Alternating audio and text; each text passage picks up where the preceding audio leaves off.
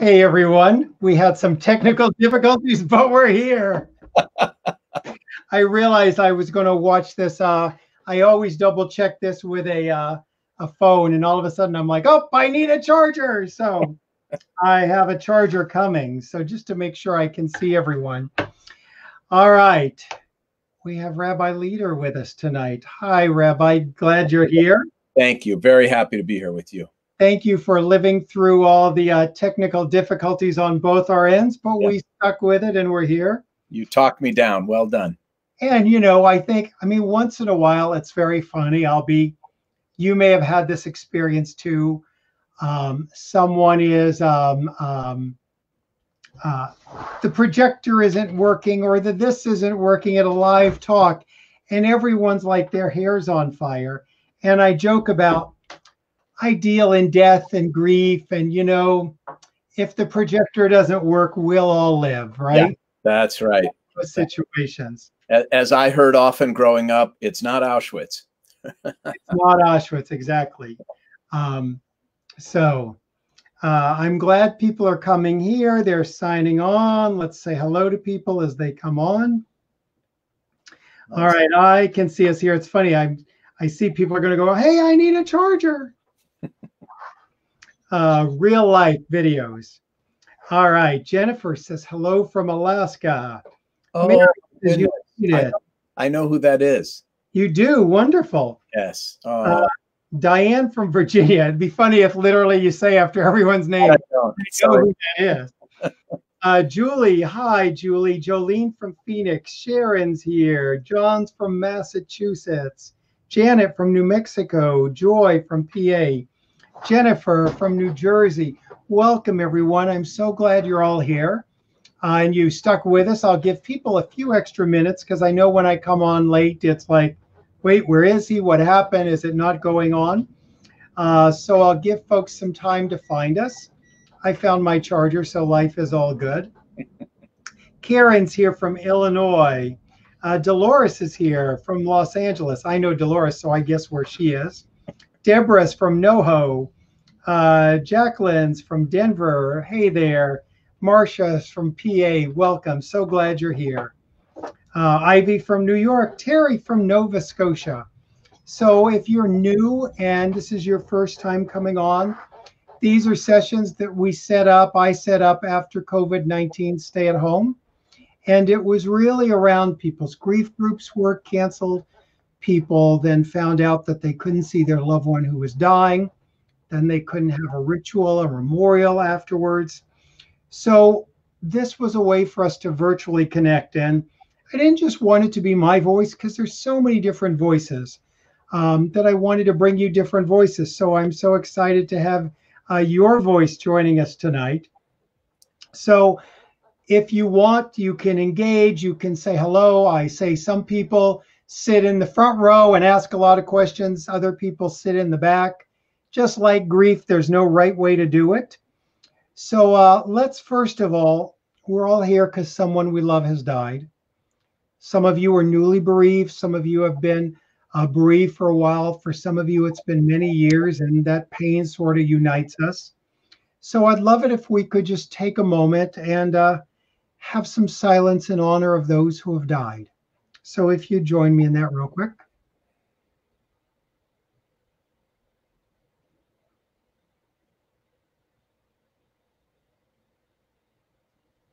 Thank you so much. Kimberly's here from St. Louis. Connie's from New Orleans. Destiny from Washington. Kathy from the Bay Area. Let's see. Laura from Canada. Hi, Garrick. Hi, Janine from New Jersey. Wonderful. Nice to see you all. Patricia from New York. Nice to see you all coming on. So I'm so honored and thrilled to have you here. And I would love if you would just sort of share what your experience in this world has been around grief and loss. Personally, professionally, wherever you may want to go with that. It's sort of. Well, personally and professionally is exactly the way I would frame it. Obviously, as you know, rabbi of one of the largest synagogues in the world, as a professional, I have frankly, a staggering amount of experience with death. I have officiated at over 1,000 funerals, and therefore held the hands, of hundreds of dying people, and held the hands of many thousands of mourners, and been through pretty much every imaginable difficult death you could conceive of. The death of babies and young children and young parents, and victims of murder and victims of suicide, and on it goes. So I have an extraordinary amount of experience in that way. But as you so correctly framed it, David, that's a professional form of experience. I'm a compassionate professional, but I do have to be professional in those moments. I have to structure people's chaos, which is what I think religion does at its best. It structures the chaos. I had a new set of insights when my own father died. My father suffered from Alzheimer's for a decade. And so he died slowly over a decade. And you know that people with Alzheimer's, in a way, die twice. You lose them twice. You lose the person they were, and then they physically die. So my father died about 18 months ago. And it did cause me to experience and rethink and reimagine death and grief in ways that, despite my vast experience, I had never imagined or thought of before. It's one thing to help people through something. It's another thing to go through it yourself. And so I would say that my experience over the past 18 months has surpassed my experience of the prior 33 years as a rabbi, in terms of getting to the essence and the truth of death and grief and loss, and moving forward. And finally, I would say, also moving in a kind of circular fashion, which is what we all know grief actually is. It's much more circular than forward, or more like the tide that ebbs and flows. So I feel both of these, and in a way, the past 18 months have really changed the way I approach people and families and death and grief and mourning. I don't think I did a bad job before, but I was doing a semi-enlightened job before, and I know much more now. And I'm a different kind of rabbi. I'm a different kind of man. I'm a different kind of husband. I'm a different kind of father because of the experience of my own father's death. And we can get into my relationship with him, but complex would be a fair way to describe it. Can you tell us his first name? Yeah, Leonard, although most people called him Lenny. I like to use people's names. I always say your loved ones sort of more than a loss. Yeah. They're your dad, and they're Lenny. And yeah, Lenny Leder. So, yeah. You and I have something in common about that. We're actually going to be doing another talk together in a few months at UCLA. So this is sort of the precursor of that talk. Yeah. You and I have that in common in the sense that been doing grief work for 40 years. And it's almost like you know how to work with people in an earthquake. Mm-hmm. You sort of know, I need to get them water. I need to get them food. I need to make sure their shelter is safe. I need to give them a hug. But it's all so different than being in the earthquake. Correct. And, for me, my younger son died a few years ago, and it was the same experience where it's like, oh, yeah, I had no idea. Right. I was wrong to have said this in the past, and I will never say it again. Yes. And, I just, there's a sense of like, if you see someone with 100 bricks on them, your job is to rescue them and get the 100 bricks off of them. But there's no way you can know what it's like to have 100 bricks on your chest until there's 100 bricks on your chest. Yes. And you're not sure if you're going to keep breathing. Yes. And I'm able to approach these situations now with a degree of authenticity that, frankly, I lacked before, through no fault of my own. Right. And I think that that is something that just comes from life and how, how we do it. It's interesting. Um, I was talking to someone, in this field, and I was telling them these stories, and they said, "But you didn't know. How could you know how bad it was?" And I said, I didn't, but it was just so shocking and it was so painful. And I was trying to describe the pain. And they kept sticking with, "But you couldn't have known. You couldn't have known." And I finally said, "I'm trying to describe to you how the pain is, not really talk about should I or shouldn't I have known." And it was sort of in a moment where I was trying to get an expert to see my pain, not just us discussing it. And that's very easy for us to sort of discuss your pain versus see your pain.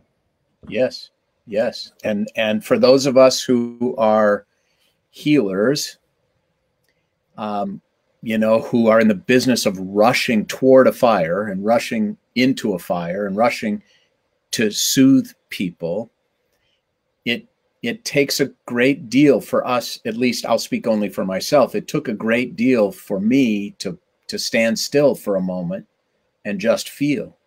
And I always have this duality of roles, even within my own family, where I'm both the son and I'm the brother and I'm the child, but I'm also the rabbi. Even though, for example, in the case of my father, there was their own rabbi. I grew up in Minneapolis, and the rabbi of their synagogue handled things, whatever that means, but I was still in charge in a way. And so there's this duality of roles too. I imagine physicians feel this also, when they're facing the death of someone they deeply love. So there's a cognitive dissonance that comes from being a professional in the world of death and experiencing death yourself. And there's a cognitive dissonance that I felt. I can only imagine that you did as well. So my thought with that. And my thought at that time was I wanted to write a note to every person saying I had no idea how bad your pain was, especially every parent I counseled. Did you have something you thought when it hit your world of like, oh, if I could say to every griever, if I could go back and go, sorry. Well, so listen, you and I, before we went live, were talking about how nice it is not to have to be hawking your book in a conversation like this. So I'm going to tell you something, but not to hawk the book, because it isn't even out. I tell people just, we always talk about the books later, but if it comes up and it makes sense, please do.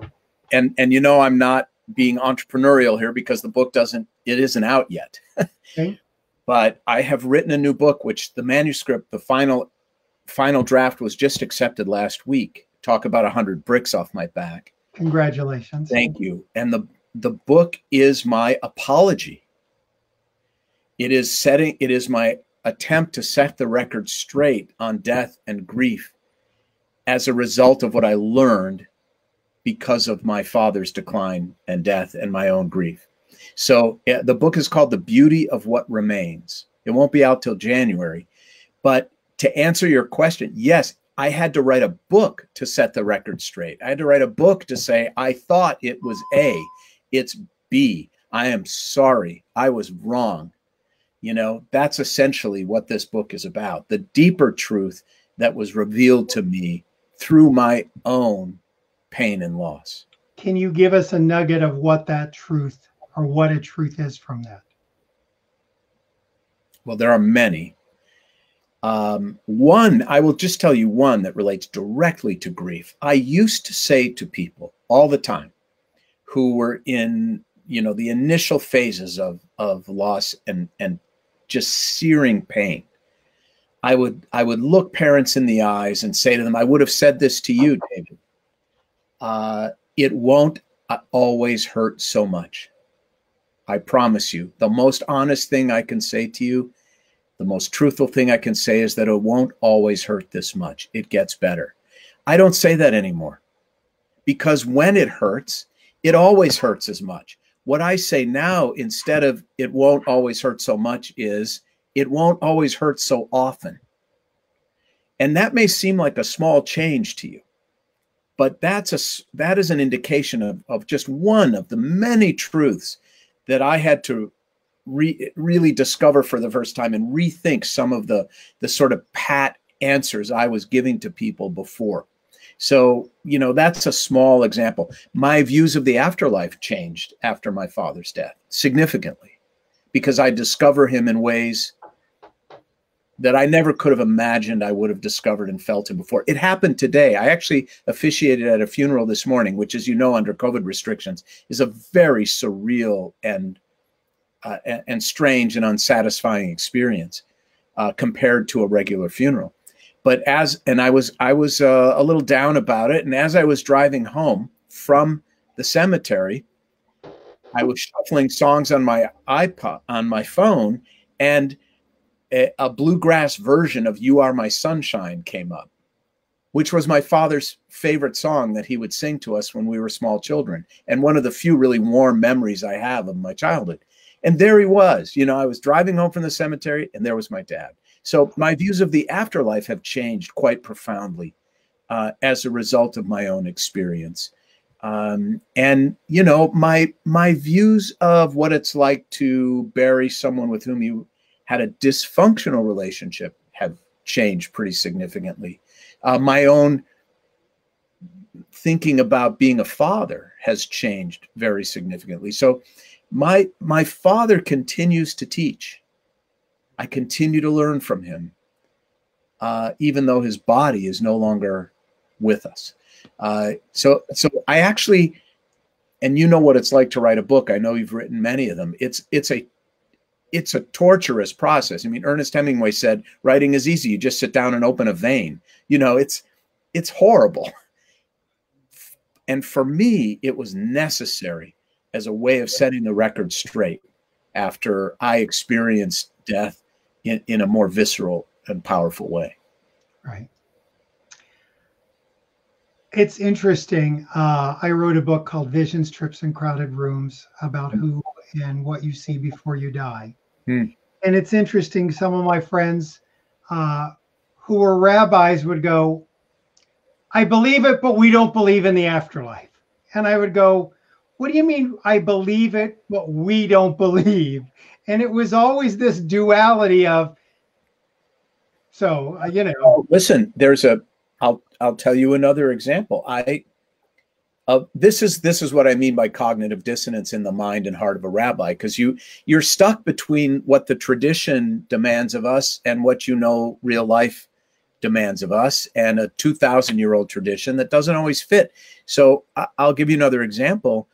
Judaism, as you may or may not know, is completely, categorically opposed to active euthanasia. Categorically. Passive euthanasia is allowed. Active euthanasia is forbidden, period, under all circumstances.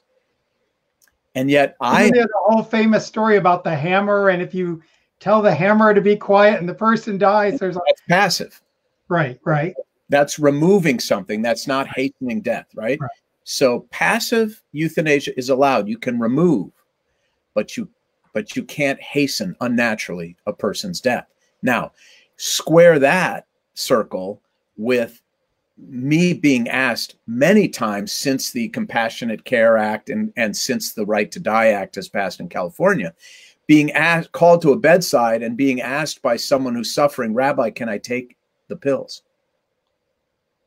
And then you're in this situation where the rabbi should say no, but Steve Leder, the human being, should say yes. And I say yes. But it is a dissonance that you have to find a way to overcome. And this is, I think, what your rabbi friends are talking about when they say, well, we don't believe in the afterlife, but I do believe in the afterlife. Well, I leave off the first qualifier. I do believe in it because I've heard too many stories to the contrary. And I've heard "You Are My Sunshine" too many times when I've needed it.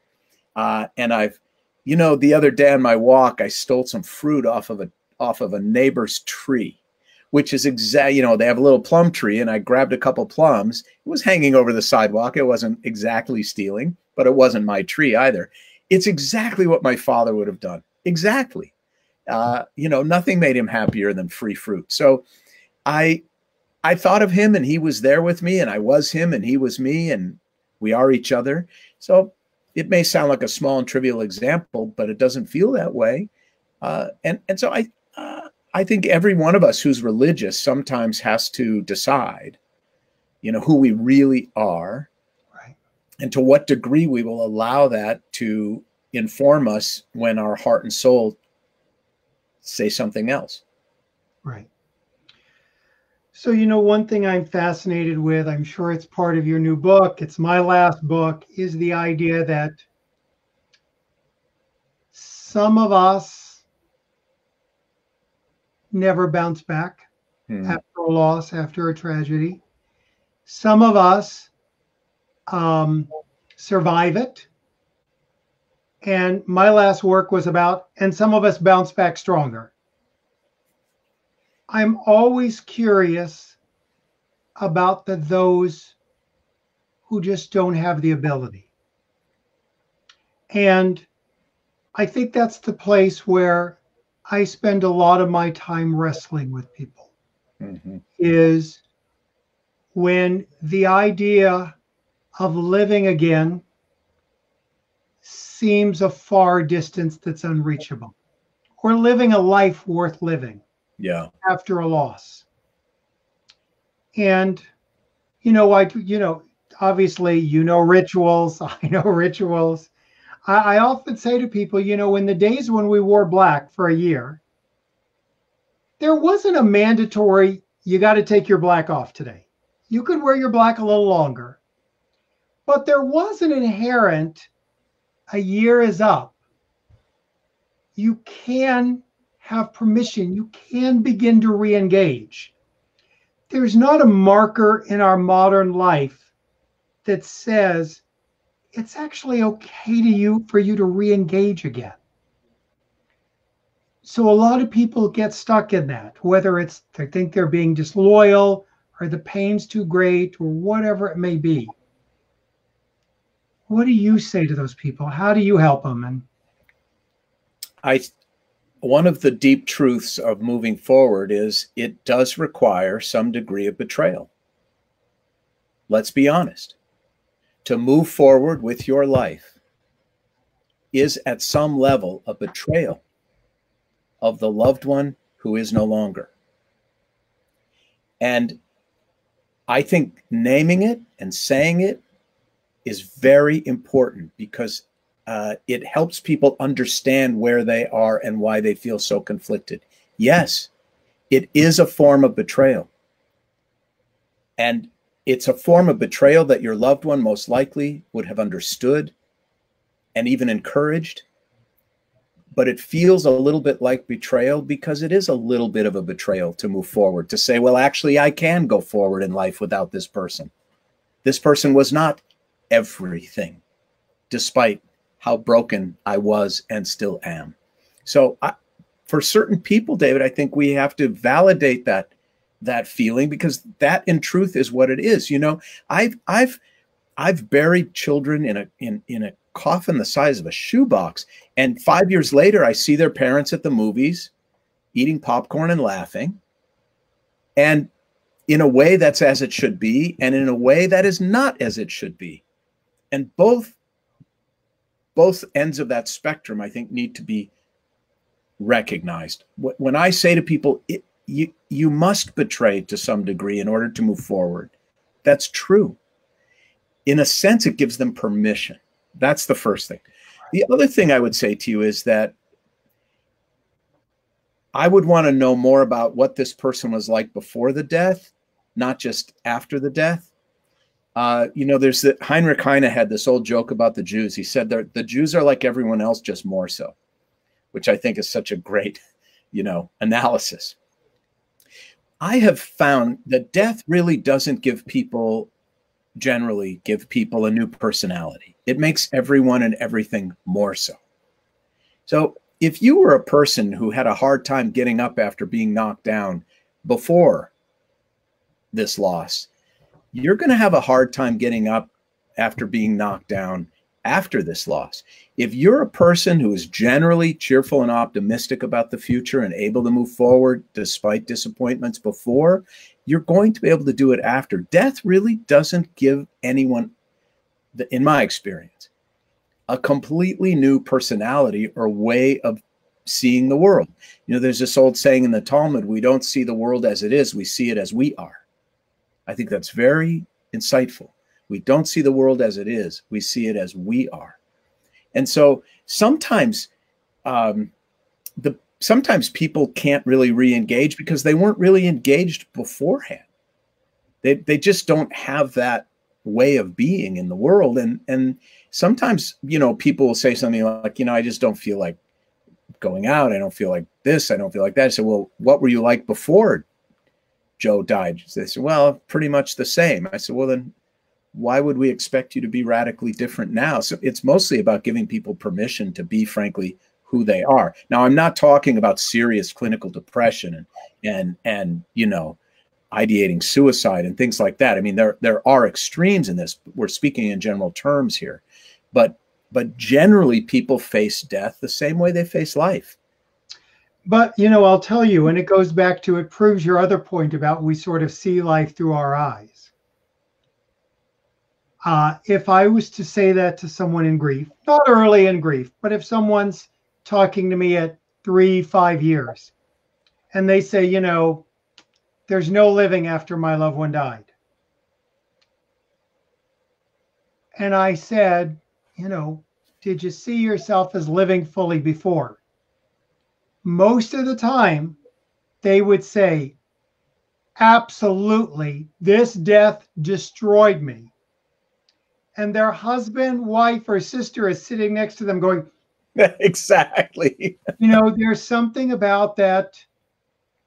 I sometimes wonder if it goes back to the grief needs to be witnessed, that if I don't feel like the grief and maybe even my wounds before that have been properly seen and healed, there is no way for me to sort of go into the rest of my life without taking care of that and then being witnessed and heard. Well, look, I agree with you. Pain has, in my view, there's a progression. You first, it has 3 stages: surviving, healing, and growing.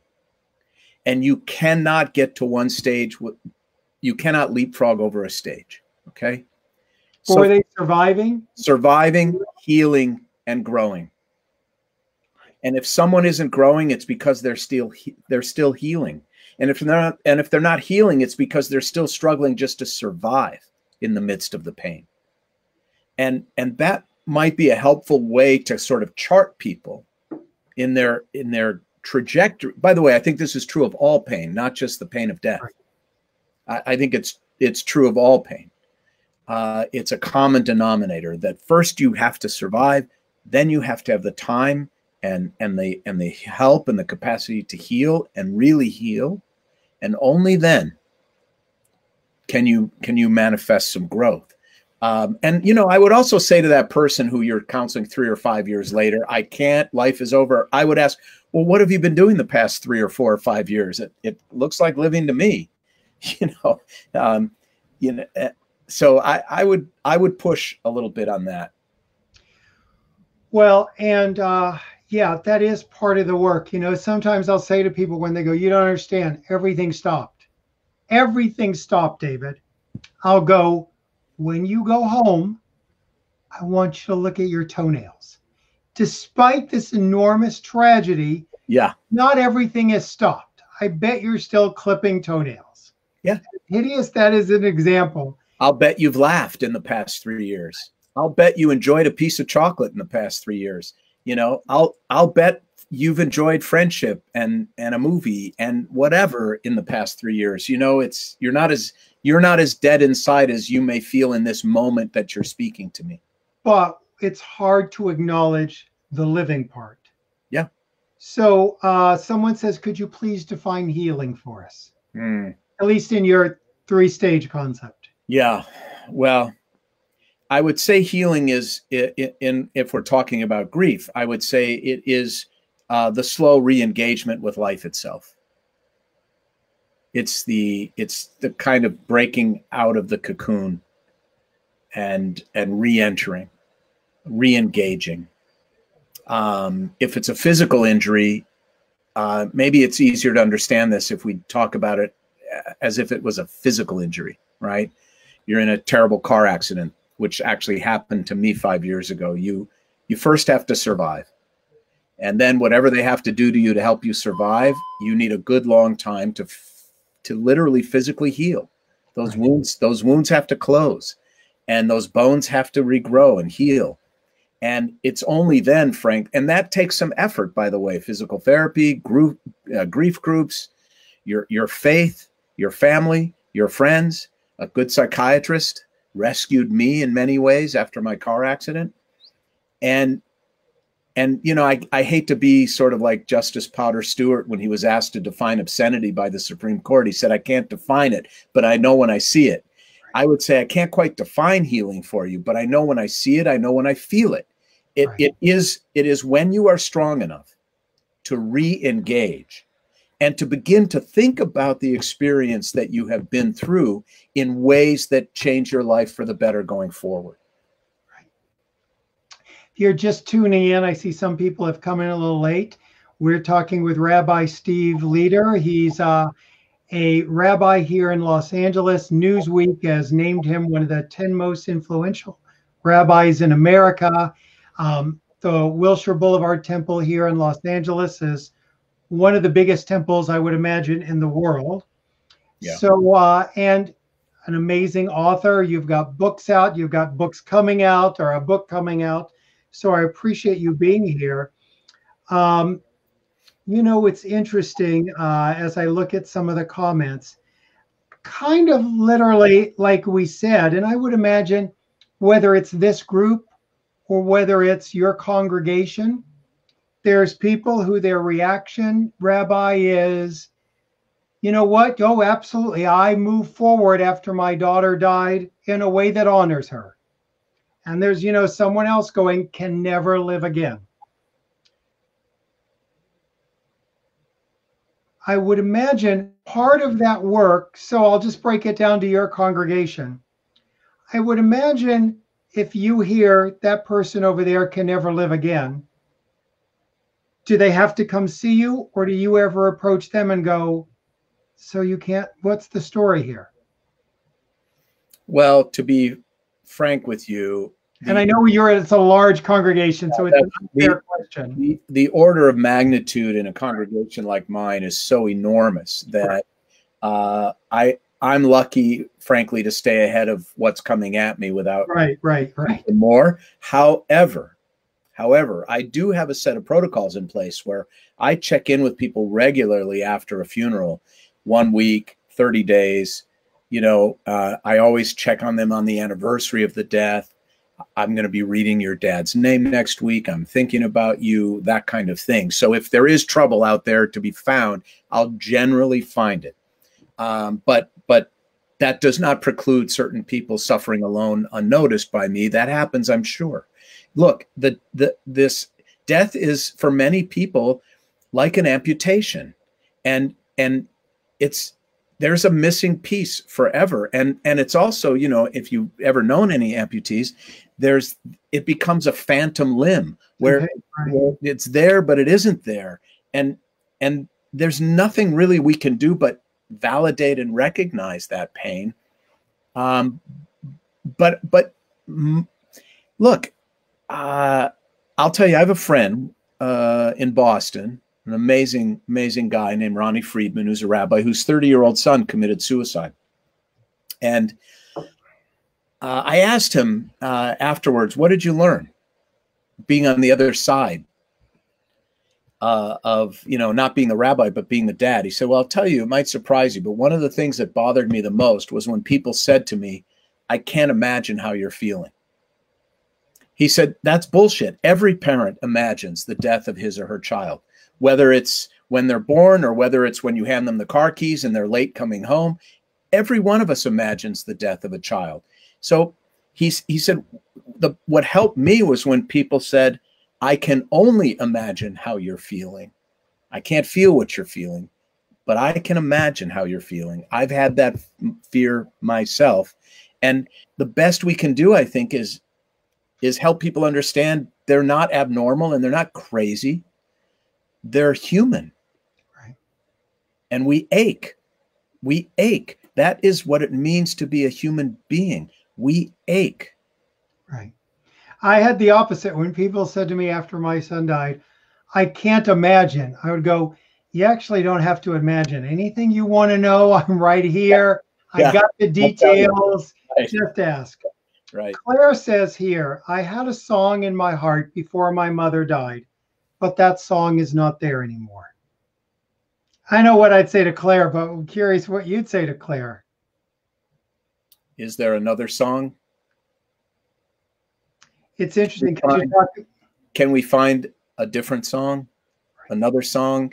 Your mother was beautiful in life. Can she be beautiful in death also? Can we find a different song? Mine would be a variation on that. Mine would be, that was the song for your mother, and that song will always exist for your mother. Is there a song for Claire? That's right. Like there should be a Claire song and a mom song and maybe a dad song. And that's you right. know, you shouldn't live a life that you don't have a song yourself. Look, David, you know personally that we ought not die because children die. I don't in any universe see how 2 deaths are better than 1. I can't see it.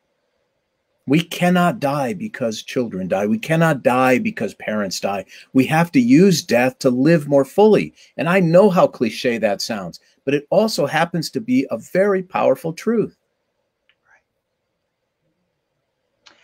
And easier said than done, just FYI, now that I've been down that road. That's right. You know, much, much easier said than done. And that's very true. But, you know, that idea of how to find that life again. Luckily, I had a son who was very proud of me and proud of my work. And I can go back to, my goodness, what would he want? I mean, he would not want, you know, not everyone has that clarity. Not everyone had a grown child. So it is much tougher. Doris, Rabbi, 9 months ago, a tragic death took our alley driving in a driving boat accident. Her ashes are out in Santa Barbara by the Channel Islands. So no funeral, no sitting Shiva, no funeral and friends together. So surreal. Thank you for being here and talking about it. These days, I mean, let's talk about rituals for a moment. First of all, Judaism has some great rituals. By the way, if you're not Jewish, feel free to steal any of these rituals. Plenty of room on the bus. Good rituals. What? Plenty of room on the bus. Come on up. Yeah, the rituals, you know, this, you know, some of them, like everyone, like, you know, it's something whenever I say a ritual, someone will go, well, that's not Jewish, or I don't even, there's like a million of them. One of them that meant so much to me was shoveling dirt into the grave. Yes. With the shovel backwards. Yeah, upside down. Yeah. Upside down. Can you tell people what that's about? Sure. It's about many things. Let me mention some of them. First of all, we bury our own, right? We don't leave to strangers the obligation and the honor, frankly, of burying our loved ones. That's the first thing. It also, I think anybody with any kind of background in psychology will tell you, it also helps with the letting go of the physical to have yourself participated in the burial. It pierces some of the surreal denial that we're in when we're in those first few days of the loss. And now the upside down shovel is a custom that shows that we're doing this with reluctance, that no one does this happily or speedily or with any kind of enthusiasm or glee, right? It's a recognition that the world is upside down and backwards and wrong in that moment. You're also, by the way, supposed to always put in an odd number of shovelfuls to show the kind of capricious nature of life and death. So there are layers upon layers of meaning in these rituals, some symbolic and some actual. But those are a few for people to know about, I think, in terms of specifically the placing of earth in the gravesite. And that sound, that thunk of earth on wood is an important, painful, but important part of moving from surviving to healing. Right. That was, it's always been so moving to me to do that. Would you mind if we take a few questions here in a moment? Not at all. If anyone has questions, please put them in. We have time to take a couple. Yeah. By the way, that means if you write 7 paragraphs, you're going to see we'll be off the air by the time. Just put in your question because I want to have time to get to some of them. What do you think these days? It's interesting. My book came out literally 6 months before the pandemic. And I had written that I was seeing a pattern of people who were having trouble with grief. And just, they would all say they're stuck. And as I asked, how did your loved one die? Tell me what happened. There was a pattern I would get to. Tell me about the funeral. We didn't have one. It was so inconvenient. They were back east. We were busy with this project. We were going to do it in 3 months, but someone else died. It seemed so silly. Yeah. And I go, well, where's their remains? Well, their ashes are in the closet. We don't know what to do. And there's something I would see about if you miss the ritual, it has an impact on the grief. Yes. But now we're in a world where that was a few people who by choice couldn't figure out how to do it. Now we're in this world where the rituals have been ripped from people. Yes. So talk to me about what do you think that's going to be like? Well, I'm in the middle of it. I've done many, many funerals in the past 4 months, all of them with these COVID-19 restrictions, which are in Los Angeles County, at least, 10 or less in attendance, right? Graveside only, masks and social distancing, no passing of the shovel from one person to another. Either we put out 10 individual shovels, or people use their bare hands. Tearing what we call the Kriya ribbon, this mourning ribbon that people wear, this black ribbon. I can't tear it for them any longer. They have to tear it themselves. So. And you're not surrounded by family and friends. Nobody can hug you. Right. In a word, it's terrible because it's so, I won't say it's entirely unhelpful because it is some sense of closure, but it is not nearly as helpful as our normal burial and mourning practices are. In terms of the people who would kind of forego that in the first place, you asked me about, what are some of the truths that I talk about in this new book. And one of them, there's a whole chapter called In Death as in Life. And that's a whole chapter about the fact that, in my experience, at least, which I do think is substantial enough for it to be called valid or a pattern, people face death exactly the way they face life. The dying face dying the way they faced living. And those of us left behind face a person's death the same way we faced life. So those people who couldn't get it together to have a funeral or didn't care enough to get on a plane or have the ashes in the closet, that's how they were in life too. Their priorities were, different than most. Right. In life, so they're going to be the same in death. So that kind of behavior doesn't surprise me about you. You're quite rightly identifying a situation now where people who do want to engage fully just are forbidden to do so. I do the best I can. I'm there. I do the intake. We call it an intake when I sit with a family and we tell stories and we put together the eulogies and service. I do it all by Zoom.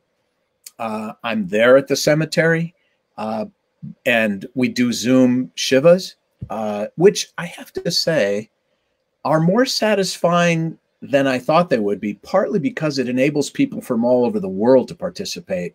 who couldn't physically be there if the Shiva was in a home. So it's not a complete unmitigated, loss. Right. There are some gains. I will also tell you, I think it's less exhausting for the mourners because they're not dealing with 200 or 300 people, crowding around them who don't know how to behave at a Shiva. The rules for how to behave at a Shiva are very clear, but most people don't know them. And so they misbehave at the Shiva. They turn it into a cocktail party, which is the antithesis of what it should be. So it's not only a loss. I would say it's a net loss, the environment we're in now, but it's not without a few gains. And I tell people this is just my way, and I know it's yours as well. You just have to name these things. I tell people, look, this is not great. We're going to do the best we can, but yeah, you're being robbed here. And I'm going to make it as good as I can, but our hands are tied and we just have to accept that. I lay it on the line. And people don't understand there's rules at these things for a reason. That's right. An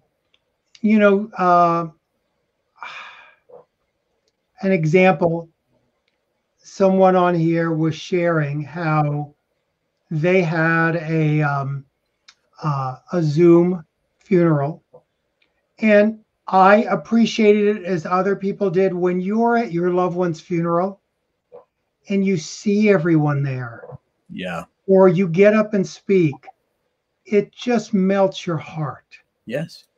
And people have told me they look out on a Zoom funeral. Someone's in a tank top. Someone's at their desk stapling stuff. Yep. And I tell people a Zoom funeral should be no different than another funeral. You need to dress up. You can get away with shorts on the bottom, but you need to look like you're at a funeral. Yeah. And mainly not because anyone's judging you, because you don't want to be a distraction from the loss. Well, and you don't want to be perceived, rightly or wrongly, as being insensitive. Right. And I think showing up to a funeral in a tank top is insensitive. I mean, I put on a collared shirt for you today, David, for goodness sake. And I put one on for you.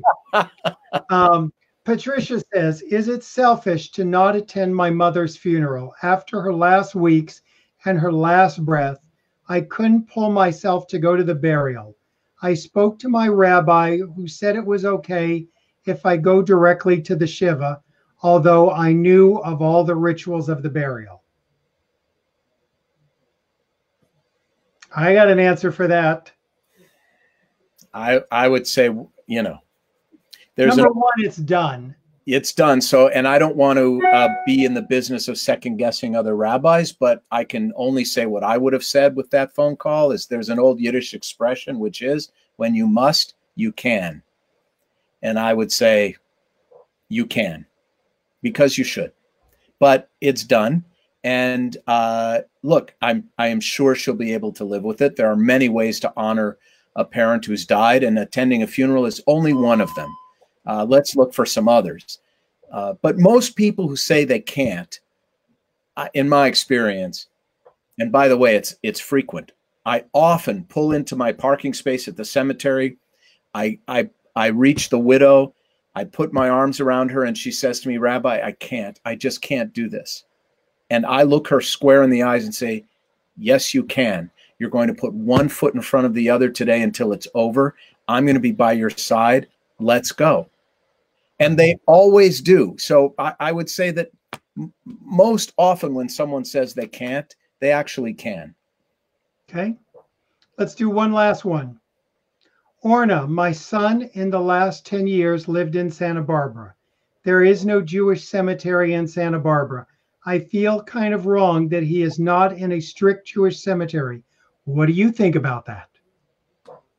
That's her saying that, Well, first of all, even the Jewish cemeteries in Los Angeles are not strict Jewish cemeteries. Kosher is, I think, what she means. I mean, there are cemeteries where non-Jews are buried, where people who, have tattoos and piercings. I mean, I don't think there are not many kosher cemeteries left in America. So I'm not sure what she means exactly. And frankly, I don't think the nature of the cemetery is very important. I've done funerals at Forest Lawn where there are all kinds of people there. And you know, Jewish tradition does de-emphasize the moment death occurs. We begin to de-emphasize the importance of the body. The body becomes an empty vessel. And anyone who's seen a dead body knows that is so clearly not the person. There is so much more to us than our bodies. So, you know, Judaism de-emphasizes the body. That's why we don't embalm. That's why we don't view.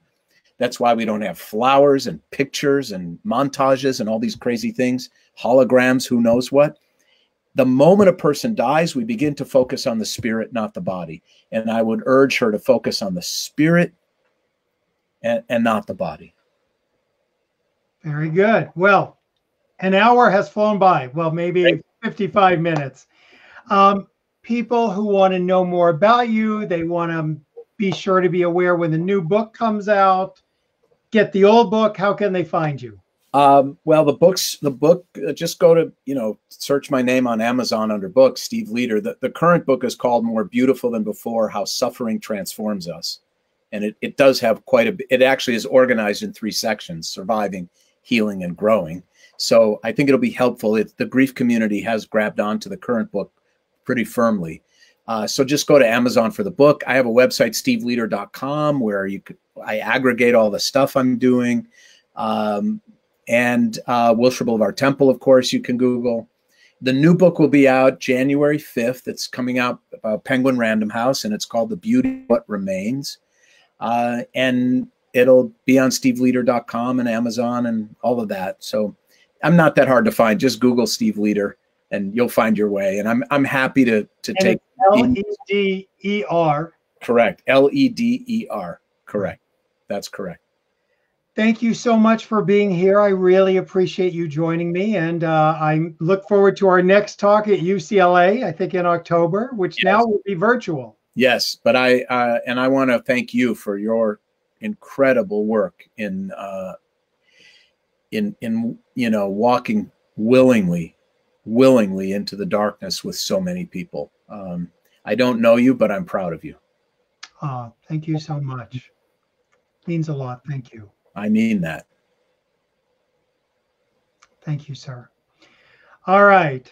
You almost made me cry, and I'm like, it's a grief group. We can cry. All right. Thank you so much. Stick around. We'll talk in a moment. And everyone, I will see you very soon.